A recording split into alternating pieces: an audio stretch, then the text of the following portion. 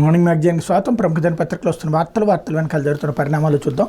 ఈనాడు చూస్తే వైకాపా విధ్వంసకర నిర్ణయాలతో ఆర్థిక వ్యవస్థ కుదేలు అంటూ శాఖల వారీ విజన్ రూపొందించుకుని నిర్దిష్ట లక్ష్యంతో పనిచేయాలి. జనవరి నుంచి ఆచరణలోకి P4 విధానం. ప్రాథమిక పారిశ్రామిక సేవా రంగాలపై సమీక్షలో సీఎం చంద్రబాబు. గత ప్రభుత్వ విధ్వంసకర విధానాలతో అన్ని రంగాలు తిరోగమనంలోకి వెళ్ళాయని, ఆర్థిక వ్యవస్థ కుదేలైందని ముఖ్యమంత్రి చంద్రబాబు ధ్వజమెత్తారు. ప్రస్తుతం ప్రతి శాఖలో కొత్త విధానాలు తెస్తున్నామని, వాటి సమర్థామలతో ఆర్థిక పురోభివృద్ధి సాధించాలని ఆదేశించారు. 15% వృద్ధి రేటు సాధించే లక్ష్యంతో ప్రభుత్వం పనిచేయాలని సూచించారు. ప్రాథమిక పారిశ్రామిక సేవల రంగాల్లో వృద్ధిపై గురువారం ఆయన సచివాలయంలో సమీక్షించారు. ఈ సందర్భంగా హాజరైన వివిధ శాఖల అధికారులు 10 ఏళ్లలో రంగాల వారి పరిస్థితిని వివరించారు. ప్రభుత్వం అంటే సంక్షేమ పథకాలు ఇవ్వడమే కాదని, ఆయా రంగాలను బలోపేతం చేసి ప్రజల ఆదాయాలు పెంచడమే ముఖ్యమంత్రి చంద్రబాబు వాళ్ళకి స్పష్టం చేశారు. కొన్ని శాఖలు బాగా వెనుకబడి ఉన్నాయని, మరింత చురుగ్గా పనిచేయాలని చెప్పారు. ఈ వార్తలో అంతర్లీనంగా కనబడుతుందంటే సంక్షేమ పథకాలు ఎప్పట్లో అమలు చెయ్యరు అన్నటువంటి విషయం. సూపర్ 6 అన్నటువంటి పాయింట్ని పక్కన పెట్టండి, ముందు డబ్బులు మిగిల్చేటటువంటి పని చేయండి అని పరోక్షంగా చెప్పినట్టు అర్థమవుతుంది. వాళ్ళంతటా వాళ్ళే సంపాదించుకోవడం అనేటటువంటి కాన్సెప్ట్. ఇంకోటి GST తరుగుదల అన్నటువంటిది గత 3 నెలల నుండి నమోదవుతుంది. అది డైవర్ట్ చేయడానికి కోసం ఇప్పుడు ఈ హెడ్డింగ్ ఆర్థిక వ్యవస్థ కుదేలు అన్నటువంటిది. ఆర్థిక వ్యవస్థ అప్పుడు కుదేలైందే, ఇప్పుడు కుదేలైందే. అప్పుడు కుదేలైతే GST ఎట్లాగా సక్సెస్ఫుల్గా నడిచింది, ఇప్పుడు GST పడిపోతుంటే ఇప్పుడు ఆర్థిక వ్యవస్థ మెరుగుపడింది అన్నటువంటి, అంటే ఒక స్ట్రాటజిక్గా మన వార్తల ద్వారా కథ నడిచేటటువంటి వ్యవహారం నడుస్తుంటుంది. లేకపోతే గత 5 ఏళ్లలో సనాతన ధర్మంపై దాడి, సనాతన ధర్మాన్ని నాశనం చేయాలనుకుంటే మాడి మసి అయిపోతారు, నా ప్రాణాలు ఒడ్డైనా దాన్ని కాపాడతాను, కల్తీ నెయ్యే కాదు తిరుమలలో అంతకు మించిన ఘోరాలు జరిగాయి, అవన్నీ కోర్టులు తెలుసుకోవాలి. జగన్ సొద్దపోసేమే కాదు, ఆయనపై 29 కేసులు ఉన్నాయి. తిరుపతి వారాహి సభలో ఉప ముఖ్యమంత్రి పవన్ కళ్యాణ్ ధ్వజం. రాహుల్ గాంధీ ఉదయనిధి స్టాలిన్ పైన నిప్పులు జరిగిన జనసేన అని. వైకాపా అధ్యక్షుడు జగన్ అమాయకుడు సొద్దపోసేమి కాదని, ఆయనపై మోసం, నేరపూర్తి విశ్వాసఘాతకం, అధికార దుర్వినియోగం వంటి ఆరోపణలపై 29 కేసులు ఉన్నాయని ఉప ముఖ్యమంత్రి పవన్ కళ్యాణ్ విరుచుకుపడ్డారు. 5 ఏళ్ల వైకాపా పాలనలో తిరుమల పవిత్రతను దెబ్బతీసేలా ఎన్నో అరాచకాలు జరిగాయని, 5 ఏళ్లుగా సనాతన ధర్మంపై దాడి చేస్తూనే ఉన్నారని, అనేక విధ్వంసకర ఘటనలకు పాల్పడ్డారని ఆయన మండిపడ్డారు. వాటన్నింటినీ ఉన్నత న్యాయ వ్యవస్థ జాతి దృష్టికి తీసుకొస్తున్నామని చెప్పారు. తీర్పిచ్చే ముందు వీటన్నింటిని పరిగణలోకి తీసుకోవాలని న్యాయ వ్యవస్థకు విజ్ఞప్తి చేస్తున్నామన్నారు. కల్తీ నెయ్యితో శ్రీవారి ప్రసాదాలు తయారు చేయడానికి చిన్న ఘటనలా తీసేయకూడదని వైకాపా ప్రభుత్వం నియమించిన తిరుమల తిరుపతి దేవస్థానం పాలక మండల హయాంలో అంతకు మించిన ఘోరాలు అనేకం చోటు చేసుకున్నాయని పవన్ పేర్కొన్నారు. జగన్ తన చేతితో లడ్డూలు చేశారని అపవిత్రం చేశారని నేను ఎక్కడ చెప్పలేదు. గుమ్మడికాయ దొంగ ఎవరంటే వారే భుజాలు తడుముకుంటున్నారు. తప్పు జరిగిందని విచారణ చేయమని అడుగుతుంటే రాజకీయం చేస్తున్నామంటారు. అవసరం మాకే ఉందని ధ్వజమెత్తారు. ఇక్కడే విచిత్రం ఏంటంటే ఆ విచారణే చేస్తానంటోంది సుప్రీంకోర్టు కూడా. విచారణ చెయ్యొద్దు అని చెప్పి ఇప్పుడు సిట్ వేసే విచారణ అంటే ఈ ప్రభుత్వపు విచారణ. ఇంకొకటి ఏంటంటే జగన్ కేసులకి సనాతన ధర్మానికి ఏంటి సంబంధం, ఇదొక విచిత్రం. రెండవది వచ్చేటప్పటికి ఏదైతే న్యాయ వ్యవస్థకి ఈయన జడ్జిమెంట్ ఎట్లా ఇవ్వాలో చెప్తున్నారనమాట. అదే ఇక్కడ అంశం. మొన్న పురంధేశ్వరి, ఇప్పుడు ఈయన. ఇదే ఇంతకుముందు జగన్ కనుక ఎట్లాంటి మాట ఏదన్నా మాట్లాడుంటే రచ్చరచ్చ చేసి కోర్టులకే నీతులు చెప్తున్న జగన్ అనేవాళ్ళు ఇప్పుడు కోర్టులు ఎలాంటి తీర్పులు ఇవ్వాలో చెప్తున్నటువంటి స్టేజీకి వచ్చేసినటువంటి పరిస్థితి. అంటే మేము మా ఇష్టం వచ్చిన రాజకీయం చేస్తాం, దేన్నైనా అడ్డు పెట్టుకుంటాం, దానికి అనుగుణంగా మీరు కూడా వ్యవహరించండి అని చెప్పేసి, మా రాజకీయ స్వార్థాల కోసం మేము దేవుణ్ణి వాడినా కోర్టులు వాడినా మీరు దానికి తగ్గట్టుగా వ్యవహరించండి, లేదంటే మీరు అందరూ అపవిత్రులైపోతారన్నటువంటి కోణపు వ్యవహారంలాగా ఉంది. లేకపోతే అన్నీ వారే చేయించారు అంటూ నేను నిమిత్త మాత్రం ఉన్నత స్థాయి నుంచి వచ్చిన ఆదేశాలనే పాటించాను, నేనేం చెప్పగలను చెప్పా, ఇంతకు మించి ఏం అడగద్దు. తొలి రోజు JCB విచారణలో గనుల వెంకటరెడ్డి కొన్ని ప్రశ్నలకు మౌనం, మరికొన్నింటికి అరకొర సమాధానం. ఇసుక టెండర్ల వ్యవహారంలో గత ప్రభుత్వ పెద్దల ఆదేశాలకు అనుగుణంగా నేను నడుచుకున్న అన్ని వాళ్లే చేయించారు, నేను నిమిత్త మాత్రం అంటే ACB విచారణలో గనుల శాఖ పూర్వ డైరెక్టర్ VG వెంకటరెడ్డి వెల్లడించినట్టు సమాచారం. నాటి ప్రభుత్వ పెద్దల ఆదేశాలు ధిక్కరించే శక్తి తనకు లేదని, అందుకే వాళ్ళు చెప్పినట్టు అన్ని చేశారని అంగీకరించినట్టు తెలిసింది. అఖిల భారత సర్వీసుల అధికారిగా నిబంధనలు, మార్గదర్శకాలకు అనుగుణంగా వ్యవహరించాలి, మీకు తెలియదు, ఎవరేం చెప్పినా చేసేస్తారని దర్యాప్తు అధికారులు ప్రశ్నించగా అంతకుమించి తనకు ప్రత్యామ్నాయం లేదని చెప్పినట్టు సమాచారం. ఇసుక తవ్వకాలు, విక్రయం, సరఫరా బాధ్యతలు ప్రైవేట్ సంస్థలకు అప్పగించే విధానాన్ని ఎవరి ఆదేశాల మేరకు సిద్ధం చేశారు, నాటి ప్రభుత్వ పెద్దల అస్మదీయ కంపెనీకి ఈ కాంట్రాక్ట్ తెక్కేల నిబంధనలు ఎవరి ఒత్తిళ్ల మేరకు రూపొందించారని ప్రశ్నిస్తే వాటికి అరకొరగా సమాధానం ఇచ్చినట్టు తెలిసింది. ఇక్కడ వార్త ఏమో ఇంతవారు చేట భారతం అంతేమో ఒక ఊహాజనితాన్ని ముందు అల్లేస్తారు. అసలు విషయం ఏంటి, వీళ్ళు అడుగుతున్నటువంటి పాయింట్, ఇసుక తవ్వకాలు, విక్రయం, సరఫరా బాధ్యతలు ప్రైవేట్ సంస్థలకు అప్పగించే విధానాన్ని ఎవరి ఆదేశాల మేరకు సిద్ధం చేశారు, ఎవరు చేస్తారు, ప్రభుత్వ ఆదేశాల మేరకు చేస్తారు. ఇప్పుడు ఉచిత ఇసుక ఎవరు చేశారు, ఈ ప్రభుత్వ ఆదేశాల మేరకు చేస్తారు ఆటోమేటిక్గా. దాంట్లో దోషం ఏముంటుంది. రెండవది వచ్చేటప్పటికి నాటి ప్రభుత్వ పెద్దల అస్మదీయ కంపెనీకి కాంట్రాక్ట్ దక్కేల నిబంధనల్ని ఎవరి ఒత్తిళ్ల మేరకు రూపొందించారు. అస్మదీయ కంపెనీ అని ఎవడు చెప్తాడు, దాంట్లో వాళ్ళ కంపెనీ వీళ్ళ కంపెనీ అన్నటువంటిది. దాన్ని బేస్ చేసుకుని నిబంధనలు మార్చారు. ఇప్పుడు నిబంధనలు మార్చేసి మద్యం దుకాణాలకు ఇస్తున్నటువంటిది అస్మదీయ అంటే ఇప్పుడు తెలుగుదేశం కూడా తీసుకుంటాడు, లేకపోతే జనసేన కూడా తీసుకుంటాడు. కాబట్టి అది అస్మదీయ షాపులకి ఇచ్చినందుకోసం అని చెప్పి మద్యం కుంభకోణం చేశారని చెప్పి రేపు పొద్దునంటే ఉంటుంది. ఇది జస్ట్ ఏంటంటే పబ్లిక్ అటెన్షన్ అంతా కూడా ఏదో జరిగిపోయిందని పత్రికలు చేతుల్లో ఉన్నటువంటి వ్యవస్థల ద్వారా కథ నడిపేటటువంటి. ఇంతకుముందు చంద్రబాబు నాయుడు టైంలో ఏదో జరిగిందని చెప్పి నిరూపించడానికి ప్రయత్నించి జగన్ బొక్కబోర్ల పడ్డాడు. వీళ్ళు అంతే ఉంటుంది.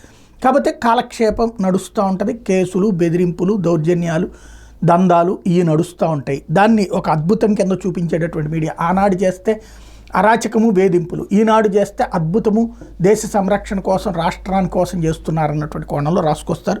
నాడు సాక్షి ఆ విధంగా రాసుకొస్తుంది. అంతకు మించి ఏమీ లేదు.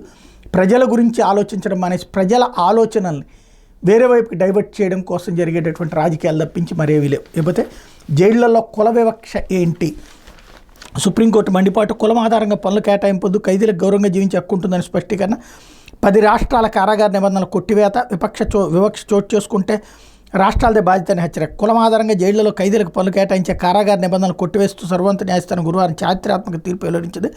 కొన్ని రాష్ట్రాల జైళ్ల నిబంధనలు రాజ్యాంగంలోని అధికారులు 14, 15, 17, 21, 23కి విరుద్ధంగా ఉన్నాయని పేర్కొంది. పుట్టుకతోనే కొన్ని తెగలపై నేరముద్ర వేయడానికి సుప్రీంకోర్టు తీవ్రంగా తప్పుపట్టింది. ఖైదీలకు గౌరవంగా జీవించే హక్కు ఉంటుందని స్పష్టం చేసింది. బ్రిటిష్ వలస పాలన నాటి చట్టాలు ఇంకా కొనసాగడంపై అసంతృప్తి వ్యక్తం చేసింది. జైళ్లలోని ఖైదీల రిజిస్టర్లలో కులం వివరాలు నమోదు చేసే పట్టికను తీసేయాలని ఆదేశించింది. మొత్తం 10 రాష్ట్రాల కారాగార నిబంధనలు భారత ప్రధాన న్యాయమూర్తి జస్టిస్ డివై చంద్రచూడ్, న్యాయమూర్తులు Justice JB Pardiwala, Justice Manoj మిశ్రాల ధర్మాసనం తప్పుపట్టింది. వెంటనే జైళ్ల నిబంధనలు సంబంధిత రాష్ట్రాలు కేంద్రం సవరణ చేయాలని ఆదేశించింది. ఇందుకు ధర్మాసనం 3 నెలల గడువు ఇచ్చింది. జైళ్లలో కులం, లింగత్వం తదితర వివక్ష ఉండటానికి వీలు లేదన్నటువంటి విషయాన్ని ఇక్కడ తేల్చి చెప్పింది. ఇకపోతే సాక్షి వచ్చేటప్పటికి దగాపడ్డ రైతన్న అన్నటువంటి వార్తని హైలైట్ చేస్తే, కూటమి నేతల అవమానాలు, చేత్కారాలు, హామీలు అటకెక్కించి దారుణంగా వంచిన చంద్రబాబు, ప్రభుత్వాన్ని నిలదీస్తున్న అన్నదాతలపై నోరు పారేసుకుంటున్న కూటమి నేతలు, కుక్కలమన్న విశ్వాసం రైతులకు లేదని ఎమ్మెల్యే, కుక్కలకున్న విశ్వాసం రైతులకు లేదని ఎమ్మెల్యే కొలికిపూడి వివాదాస్పద వ్యాఖ్యలు, సూపర్ 6 ఊసేలేదు, రైతు భరోసాకు మంగళం, ప్రీమియం బకాయిలు ఎగ్గొట్టి బీమా పరిహారం దక్కకుండా చేసిన వైరం, కరువు సాయం బకాయిలకు పంగనామాలు, వర్షాలు వరదల సాయంలోనూ కోత, కూటమి ప్రభుత్వం గద్దెనెక్కినప్పటి నుంచి అన్నదాత కష్టాలు కన్నీళ్లు అన్నటువంటి వార్తని హైలైట్ చేశారు. మరోవైపున రైతులకి మళ్లీ కష్టాలు, క్యూ కట్టిన పాస్ పుస్తకాలు, వైఎస్ జగన్ హయాంలో రైతులకు ఎలాంటి ఇబ్బంది లేకుండా రైతు భరోసా కేంద్రాల ద్వారా విత్తనాలు, ఎరువులు, సబ్సిడీలు తదితర ప్రభుత్వ సేవలను అందించగా టీడీపీ ప్రభుత్వం రావడంతో రైతుల పరిస్థితి మళ్లీ తలకిందులైంది. గతంలో చంద్రబాబు పాలనలో వాళ్ళు ఎదుర్కొన్న కష్టాలు మళ్లీ మొదలైన సబ్సిడీ శనగ విత్తనాల కోసం పేర్లు నమోదు చేసుకునేందుకు గురువారం కర్నూలు జిల్లా మద్దికేరలోని రైతు సేవా కేంద్రం వద్ద రైతులు బారులు తీరారు. ఎంతసేపు నిరీక్షించిన ఉపయోగం లేకపోవడంతో చివరికి పాస్ పుస్తకాలు క్యూ లైన్లో పెట్టారన్నటువంటి వార్తని హైలైట్ చేశారు. లేకపోతే బాబు మోసాలపై ప్రజాగ్రహం అంటూ పార్టీ నేతలు, జెడ్పీటీసీలతో సమావేశాలు వైఎస్ జగన్ తమకు ఎవరి వల్ల మంచి జరిగిందో ప్రతి కుటుంబంలోని చర్చ మొదలైంది.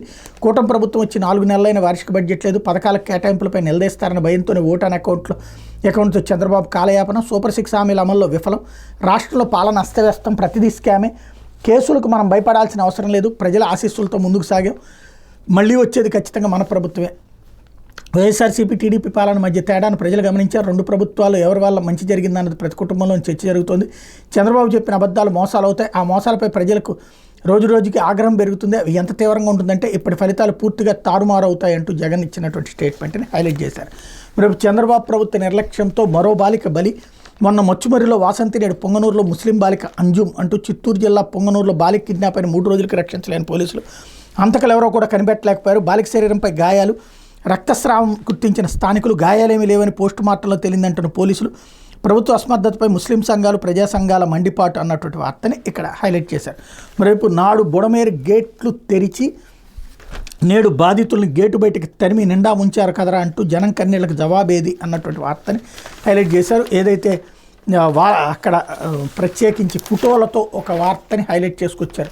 బుడమేరు బాధితులు వస్తే పట్టించుకోకపోగా వాళ్ళని తోసేస్తున్నారంటూ విజయవాడలో కలెక్టరేట్ గేట్లు మూసేయడంతో రోడ్డుపైన ఆర్జీలు తీసుకోవాలని డిఆర్ఓని చుట్టుముట్టిన బాధితులు, పోలీసుల సహకారంతో కలెక్టరేట్లోకి వెళ్తున్న డిఆర్ఓ శ్రీనివాసరావు, అట్లా కలెక్టరేట్ లోపలికి బాధితులు వెళ్లకుండా పోలీసులు అడ్డుగా నిల్చో గేటు దగ్గరే ఆర్జీలు తీసుకుంటున్నటువంటి సిబ్బంది, అట్లాగే కలెక్టరేట్లోకి వెళ్లకుండా వృద్ధురాలకు అడ్డంకులు, చంటిబిడ్డతో వచ్చిన గేటు బయటే నిలిపివేత, కలెక్టరేట్ ఎదుట మండుటెండలో గర్భిణి నిరీక్షణ, విజయవాడలోని కలెక్టర్ ఆఫీస్ పక్కన సైడ్ కాలం వెంబడి ఫుట్పాత్పై కూర్చొని అర్జీలు రాసుకుంటారు వరద బాధితులు. అట్లాగే తమ సమస్యలను అధికారులకు తెలియజేసి అర్జీలు ఇచ్చేందుకు విజయవాడలోని కలెక్టర్ ఆఫీస్ వద్దకు వస్తే గేట్లు మూసేయడంతో ఫుట్పాత్ మీద నిరీక్షిస్తున్న బాధితులు, ఆర్జీ ఇచ్చేందుకు విజయవాడలోని కలెక్టర్ కార్యాలయం వద్దకు వచ్చిన వృద్ధురాలిని గేటు దగ్గర అడ్డుకుని పక్కకు వెళ్లాలని చెప్తున్న పోలీసులు, మండుటెండలో నిల్చుని అర్జీ రాస్తున్న యువతకు గొడుగు పడుతున్న వృద్ధురాలు లాంటి వార్త టోటల్గా ఫోటోలతో వరద బాధితుల్ని రోడ్డును వదిలేశారు అన్నట్టుంది. దేశంలో విదేశాల్లో ఉన్నటువంటి వాళ్ళు, ఇతర ప్రాంతాల్లో ఉన్నటువంటి వాళ్ళందరూ వరద బాధితులకు అద్భుతంగా జరిగింది అనుకుంటూ ఉంటారు సహజంగా.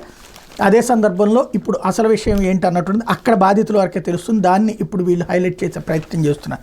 అయితే అమరావతి పార్ట్నర్ ఈశ్వరన్కు జైలు శిక్ష, సింగపూర్ రవాణా మంత్రిగా ఉండగా అవినీతికి పాల్పడినట్టు నిర్ధారణ, రాజధాని అమరావతి పేరిట జరిగిన భూదోపిడీలో కీలక పాత్రధారిగా వ్యవహరించిన సింగపూర్ మాజీ మంత్రి ఎస్ ఈశ్వరన్ స్వదేశంలో అవినీతికి పాల్పడిన నిర్ధారణ కావడంతో ఏడాది జైలు శిక్ష విధిస్తూ అక్కడ న్యాయస్థానం గురువారం తీర్పునిచ్చింది.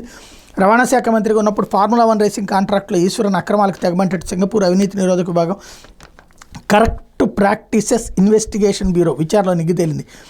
ఈశ్వరన్ అవినీతికి పాల్పడినట్టు న్యాయ విచారణలో కూడా నిర్ధారణ కావడంతో ఏడాది జైలు శిక్ష విధిస్తూ అక్కడ కోర్టు తీర్పిచ్చింది అన్నటువంటి వార్తని హైలైట్ చేశారు. ఇకపోతే ఆర్థిక శాఖలో 16వ ఆర్థిక కమిషన్ సెల్ ఏర్పాటు, ఆర్థిక శాఖ ముఖ్య కార్యదర్శి పీయూష్ కుమార్ ఉత్తర్వులు జారీ. రాష్ట్ర ఆర్థిక శాఖలో 16వ ఆర్థిక కమిషన్ సెల్ను ఏర్పాటు చేస్తూ ఆర్థిక శాఖ ముఖ్య కార్యదర్శి పీయూష్ కుమార్ గురువారం ఉత్తర్వులు జారీ చేశారు.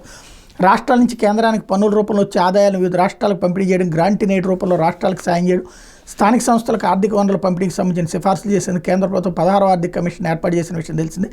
దీనికి రాష్ట్ర ప్రభుత్వం సమర్పించాల్సిన మెమోరాండం రూపకల్పన కోసం ఆర్థిక శాఖ కార్యదర్శి వ్యయం హెచ్ఆర్ జానకి నోడల్ ఆఫీసర్గా సెల్ను ఏర్పాటు చేశారు. ఈ సెల్ వివిధ రాష్ట్ర ప్రభుత్వ శాఖలతో పాటు శాఖాధిపతుల నుంచి అభిప్రాయాలు తీసుకుని సంప్రదింపుల ద్వారా మెమోరాండం రూపొందిస్తుందని ఉత్తర్వులు పేర్కొన్నారన్నట్టు వార్తని హైలైట్ చేశారు. లేకపోతే ఆంధ్రజ్యోతి చూస్తే అడ్డు చెప్పడం అసాధ్యం అంటూ నేనేం చెప్పినా ఆగే పరిస్థితి లేదు, వాళ్ళు చెప్పినట్టు చేయాల్సిందే, నాడు ఐఏఎస్ ఐపీఎస్లకే దిక్కు లేదు, ఇసుక పాలసీ నేను చేయలేదు, కర్త కర్మ అంతా వాళ్ళే, ఫోన్ వస్తే సంతకం పెట్టాల్సిందే, చేతిరాత వేబిల్లులు పెద్దల పనే, దయచేసి నన్ను ఇబ్బంది పెట్టదు, ఏసీబీ కస్టడీలో గన్నులు వెంకటరెడ్డి అన్నారన్నట్టు వార్తని హైలైట్ చేశారు. ఇకపోతే 15% వృద్ధి రేటు లక్ష్యం, కొత్త పాలసీలతో అన్ని రంగాలను గాడిని పెట్టాలి సీఎం, మళ్ళీ ఆర్థిక వృద్ధి సాధించాలి, ప్రజల జీవన ప్రమాణాలు పెంచాలి, వాళ్ళపై అదనపు భారం లేకుండా ఆదాయం పెంచడంపై దృష్టి, 2014 తర్వాత విభజన కష్టాలున్న 13.7% వృద్ధి రేటు సాధించాం, జగన్ రివర్స్ నిర్ణయాలతో అది 10.59% తగ్గింది, తలసరి ఆదాయం డమాల్, వెనకబడిన శాఖలు క్రియాశీలం కావాలి, జనవరిలో P4 విధానం చంద్రబాబు నిర్దేశం. ఇది తలసరి ఆదాయం తగ్గిందన్నటువంటిది, అదే జిఎస్టీ ఆదాయం తగ్గిందన్నటువంటి సాక్షి హైలైట్ చేస్తే లేదు వృద్ధి రేటు పెరిగింది గతంలో కంటే జగన్ హయాంలో తగ్గింది అన్నటువంటిది ఇప్పుడు చంద్రబాబు చెప్తున్నటువంటి అంశం ఇక్కడ హైలైట్ చేశారు. లేకపోతే 1,00,000 కోట్ల వ్యవసాయం అంటూ 2 సాగు పథకాలకు కేంద్ర ఆమోదం, పీఎం రాష్ట్రీయ కృషి వికాస్, కృషోన్నతి, అన్ని వ్యవసాయ స్కీములు వీటి కిందకే, వంట నూనెల్లో స్వయం సమృద్ధి సాధనకు 10,000 కోట్లతో మిషన్ ఏర్పాటు, రైల్వే ఉద్యోగులకు 78 రోజుల బోనస్, మరాఠీ, బెంగాలీ, అస్సామీ, పాళీ, ప్రాకృతి భాషలకు ప్రాచీన హోదా, కేంద్ర కేబినెట్ నిర్ణయాలు అన్నటువంటి వార్తని హైలైట్ చేసి, లేకపోతే మా ఎమ్మెల్యే పిలిస్తే రారా అంటూ వైసీపీ ఎమ్మెల్యే విరూపాక్షి తమ్ముడి వీరంగం, రెన్యూ గ్రీన్ ఇన్ఫ్రా ఆఫీసులపై దాడులు, సిబ్బందిగా తమ వారిని నియమించలేదని ఆగ్రహంతో 5 వాహనాల్లో వచ్చి విధ్వంసం, కర్నూలు జిల్లాలోని 3 మండలాల్లో కార్యాలయాలపై వరుస దాడులు అన్నటువంటి వార్తని హైలైట్ చేశారు. లేకపోతే వైవాహిక అత్యాచారం నేరం కాదు అంటూ భార్య అనుమతి లేకుండా జరిపే శృంగారాన్ని క్రిమినల్ చర్యగా పరిగణించడం, నేరంగా గుర్తిస్తే వివాహ వ్యవస్థపై తీవ్ర ప్రభావం, వైవాహిక అత్యాచారంపై ఇతర చట్టాల ప్రకారం కేసులు పెట్టచ్చు అంటూ సుప్రీంకోర్టులో కేంద్రం వాదించినటువంటి దాన్ని కూడా ఇక్కడ ప్రధానంగా హైలైట్ చేశారు. లేకపోతే పేట ఐసిఐసిఐ బ్యాంకులో గోల్మాల్ అంటూ 40 కోట్ల డిపాజిట్ల సొమ్ముగల్లంతో తనఖా పెట్టిన బంగారం కూడా మాయం, ఖాతాదారులు మోసగించిన మాజీ మేనేజర్ దర్యాప్తు చేస్తున్నటువంటి జోనల్ అధికారులు. పల్నాడు జిల్లా చిలకలూరుపేట ఐసిఐసిఐ బ్యాంకులో ఈ భారీ కుంభకోణం జరిగింది. బ్యాంకులో డిపాజిట్ చేసిన ఖాతాదారులు 40 కోట్ల మేర నష్టపోయారు. పెద్ద సంఖ్యలో ఖాతాదారులు బ్యాంకుకు వచ్చి తమ డిపాజిట్లు ఏమయ్యాయంటూ బ్యాంకు సిబ్బందిని ప్రశ్నిస్తున్నారు. స్థానిక గాంధీపేటలోని జాతీయ రహదారి పక్కనే ఉన్న ఐసిఐసిఐ బ్యాంకు ఉంది. ఈ బ్యాంకులో పలువురు ఖాతాదారులు ఫిక్స్డ్ డిపాజిట్లు, సాధారణ డిపాజిట్లు వేశారు. బంగారం తాకట్టు పెట్టి రుణాలు తీసుకున్నారు. ఖాతాదారుల డిపాజిట్లకు సంబంధించి నెల వడ్డీ సొమ్ము వారి ఖాతాలో జమ అవుతుంది. ఈ మేరకు వారి ఫోన్లకు సందేశాలు వస్తున్నాయి. అక్టోబర్లో వడ్డీ జమకు సంబంధించిన సందేశాలు రాకపోవడంతో ఖాతాదారులకు అనుమానం వచ్చింది. బ్యాంకు వచ్చి ఆరా తీశారు. కొందరు ఖాతాదారులకు ఇచ్చిన డిపాజిట్ బాండ్లు నకిలీవని తేలింది. మరికొన్ని ఖాతాల్లో ఫిక్స్డ్ డిపాజిట్ చేసిన మొత్తంలో 80% పైగా ఓడిగా ఇచ్చి ఆ మొత్తాన్ని వేరే ఖాతాలకు బదిలీ చేసినట్టు తేలింది. బంగారం తాకట్టు పెట్టి తీసుకున్న రుణ ఖాతాలను క్లోజ్ చేసి బంగారాన్ని మాయం చేసేశారు. కొంతమంది ఖాతా నెంబర్ లేకుండా బంగారాన్ని ప్రారంభంలోనే మాయం చేశారు అన్నటువంటి వార్తని ఇక్కడ ప్రధానంగా హైలైట్ చేశారు. దారుణమైనటువంటి మోసం బ్యాంకులో వెలుగు చూసినటువంటి వైనం ఇది దినపత్రికలో వచ్చినటువంటి వార్తలు వెనకాల జరుగుతున్నటువంటి పరిణామాలు.